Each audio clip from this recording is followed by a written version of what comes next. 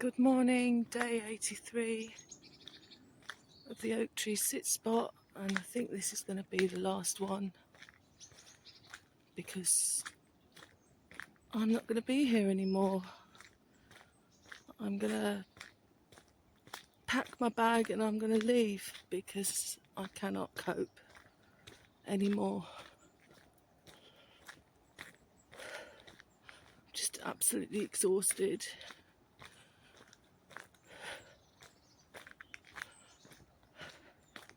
So yesterday I had that lovely walk, and thank goodness, because it got me through the day, got me through another day.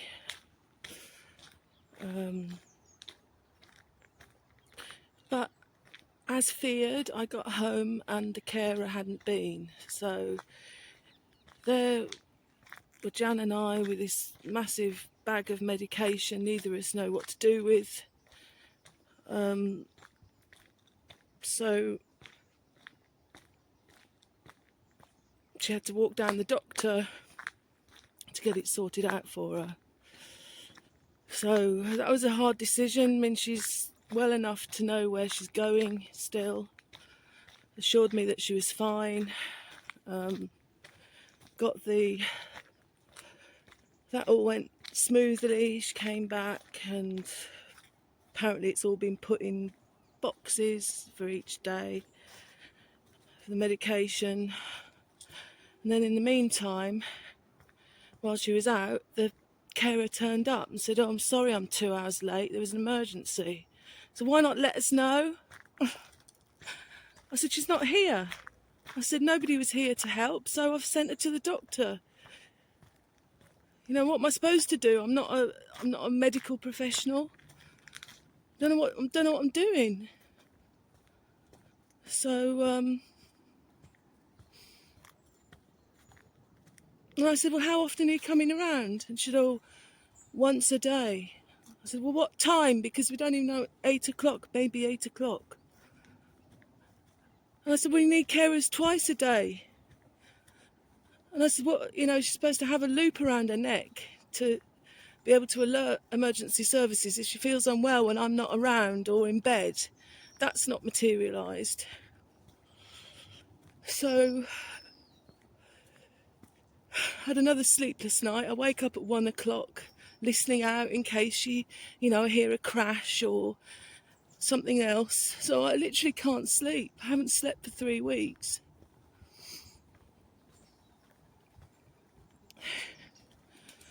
And then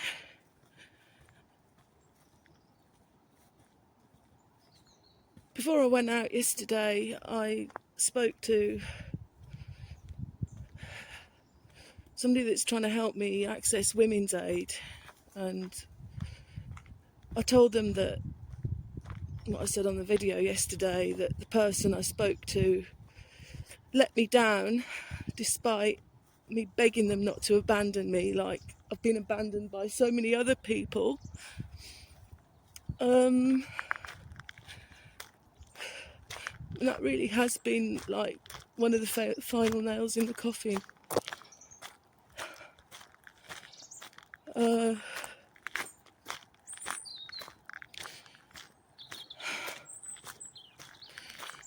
So,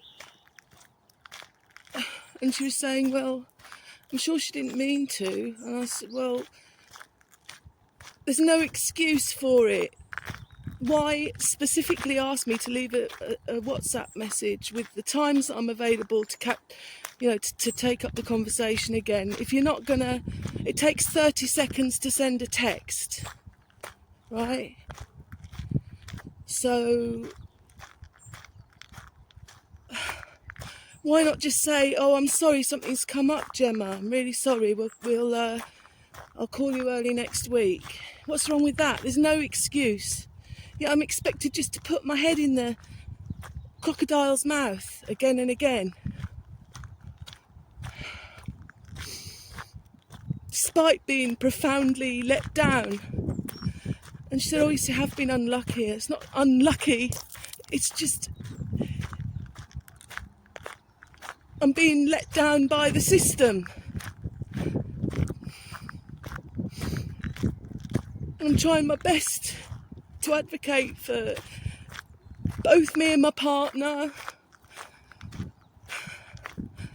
And I managed to get to the Peace Garden yesterday. I wouldn't say it was a lovely afternoon, because the longer I was there, the more anxious I was getting that Jan was collapsing everywhere. But people were very kind and sort of did me good, kind of. But then everyone's got an opinion, haven't they? So I told them about the doctor's situation, and it's like, oh, did you call ahead? Did you call ahead to the doctor? I said, no, I didn't. And it's like, tut, tut, tut, you should have done that. I cannot function. I cannot function for myself. I'm trying my best to just do everything. I got up again at 5:30 this morning to sort the pets out and the house out, so it's tidy for the carer. And this is my time to do my work, and there's no way I can do it. The cat's put out, he doesn't see him himself because our routine has been disrupted. We normally spend time together in the morning, have our own routine, and he's not happy with me either. Even my own cat's not happy with me.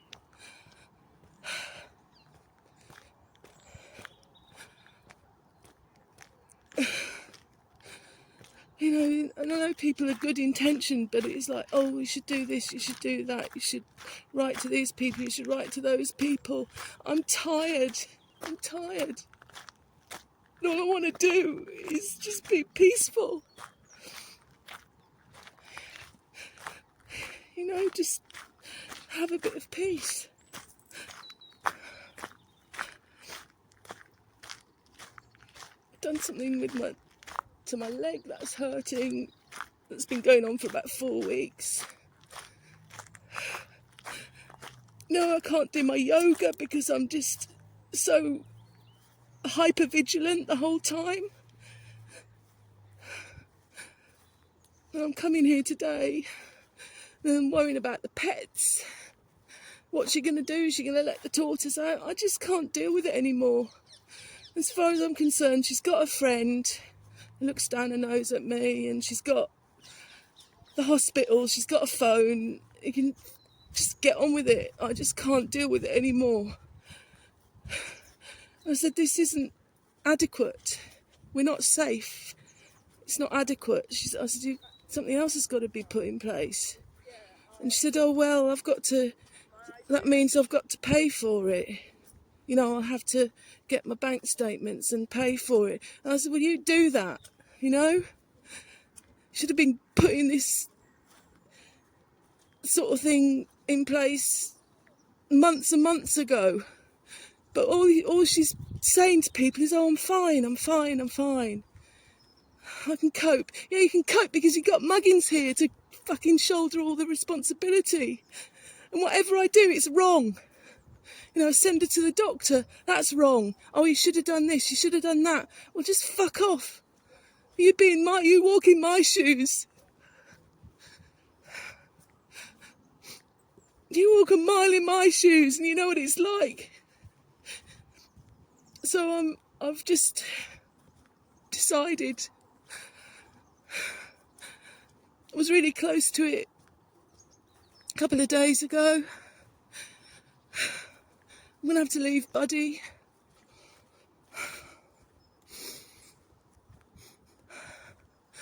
But my time is up on this earth. I can't see a way out of this situation. And I'm reminded of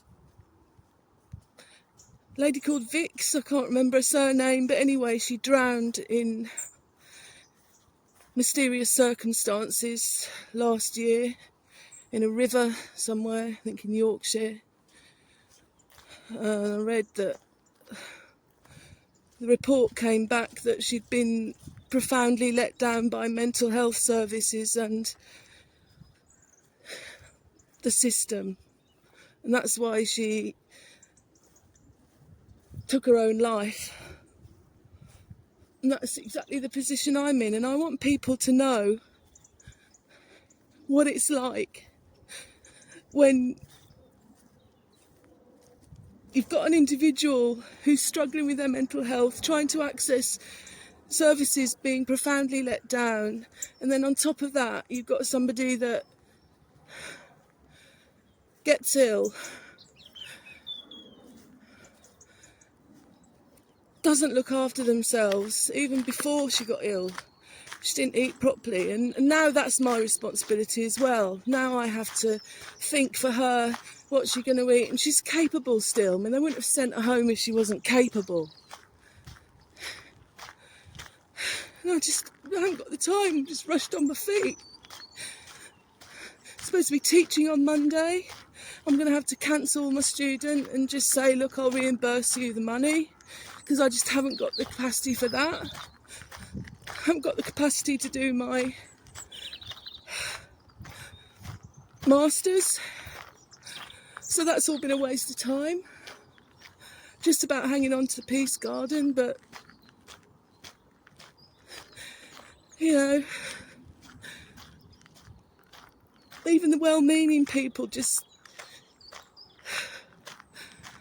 know they're trying to help, and I'm really grateful, but it just leaves me thinking I'm inadequate and I should have done this, I should have done that, should have been better. But how many times can you say, I cannot cope? I cannot cope. We're in danger. I cannot cope. And people just ignore you. So it's been suggested I put it in writing now so that they can't dispute it. Because apparently my word isn't enough. And I can't think like other people. I'm just a normal person with morals and ethics and respect, and you know, and if I'm a worker and I hear somebody crying out for help, you know, I've told the benefit system, I've told the mental health services, told the hospital. Not one person has taken me seriously. All I've got is attacked and judged.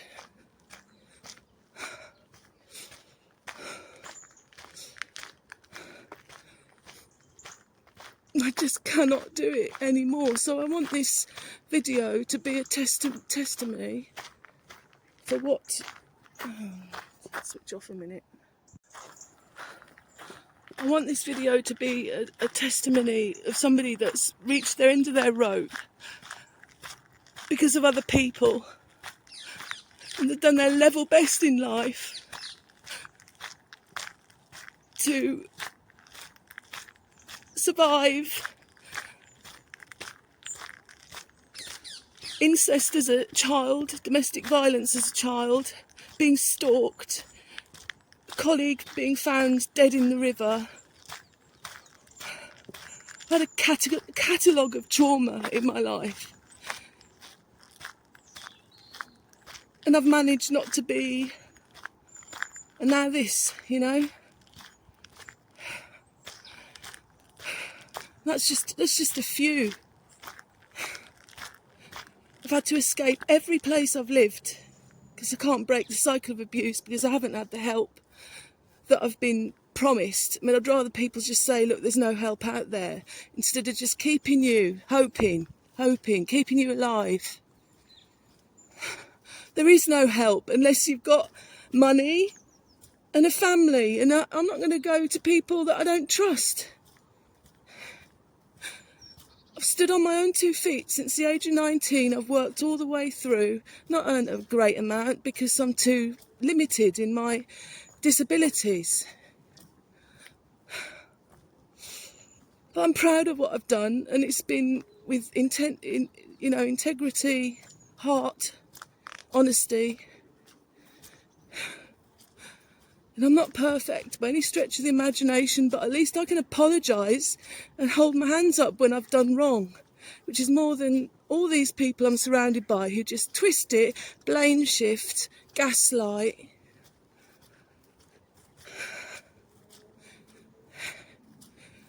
I'm so hungry, I can't even too stressed to cook meals because I'm wondering who's going to ring the doorbell next and make fake promises and She puts on this... I mean, last night we had a conversation as if nothing was wrong with her.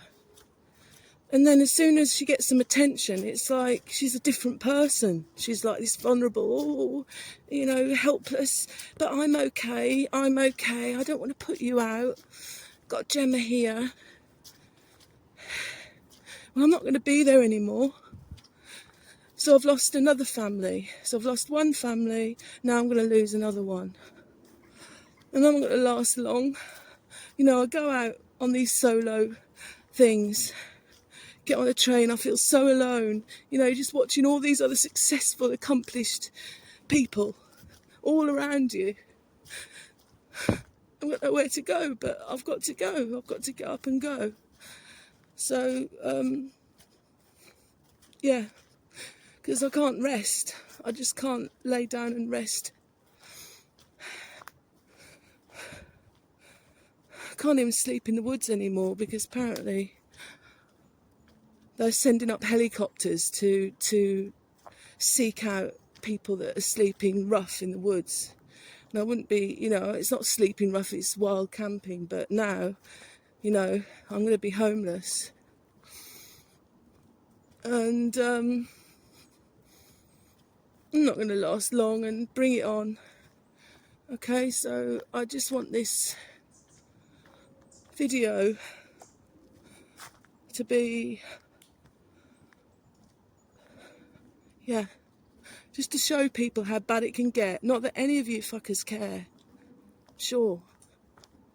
I've had very little support. I don't turn the comments on these videos because I know it's like, oh, do this again. Be positive. Sometimes there's no positives in life. It's just shit. Okay? Negative spiral. Do this, do that. Tried my fucking best. Okay? So I'll sign off there. Probably won't even get to the tree. I'm just...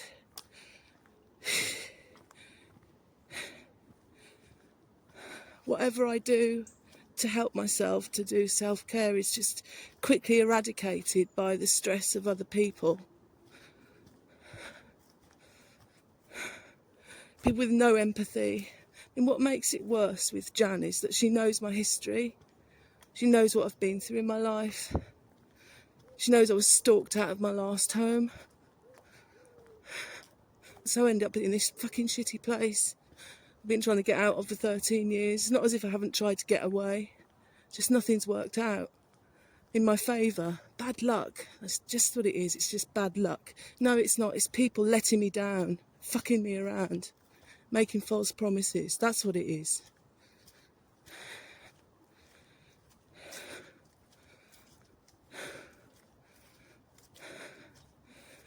So I hope all you out there, in your comfortable homes, in your green buildings, which I'm stupidly learning to make, crazy. I haven't got a fucking roof over my head now. And there I was thinking of trying to build here. And it's just going to be stroking the bloody egos and the bank balances of the rich. And here I am struggling to just survive. But, yeah, I'll sign off now. Probably for good. Okay, bye. Yeah, just being here at the tree is relaxing me a bit. I'm able to sit, now that there's not so many insects, biting insects, I'm able to sit near the trunk again. I'm not going to risk leaning up against it. I got really badly bitten last time I did that in the spring. Yeah, it's just so nice just looking up into the branches and being peaceful. I think because it's wet and cold. We had a lovely downpour yesterday, really hard rain, lasted quite a while, about 20 minutes maybe.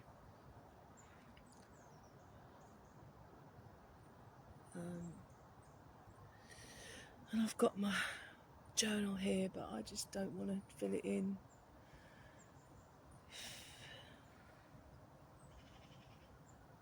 Normally kind of keeps me going every day and set goals, and you know, when you've just reached the end of your rope, there is nothing to be grateful for. There are no goals, there are no targets.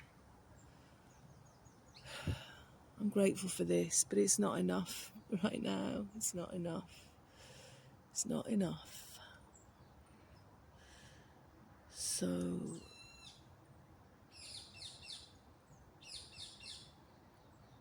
I've got some washing to do. I'm just going to have to just do this, just leave. At the end of the day, there's the neighbours. She's not alone like I am. So